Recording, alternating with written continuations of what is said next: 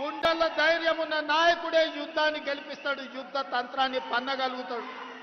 అరో గూడాలలో మారుమూల పల్లెలో భారతదేశం నలుమూలల 140 కోట్ల ప్రజలు ఇవాళ ఆనాటి ఇందిరమ్మని గుర్తు చేసుకున్నారు. 1967లో చైనా అతి తెలివితేటలు ప్రదర్శించి భారతదేశం మీద యుద్ధం ప్రకటించింది.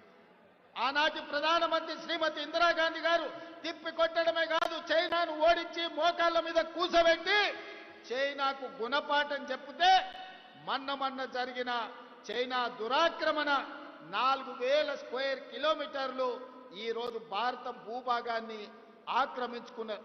కర్నల్ సంతోష్ బాబు సూర్యాపేట కోదాడ బిడ్డ ఉత్తమ్ కుమార్ రెడ్డి గారి నియోజకవర్గానికి సంబంధించిన కర్నల్ మన ఆర్మీ జవాన్ను చైనా పొట్టన పెట్టుకుంటే కనీసం నరేంద్ర మోడీ గారు చైనాకు తిరిగి జవాబు చెప్పే పరిస్థితిలో లేరు.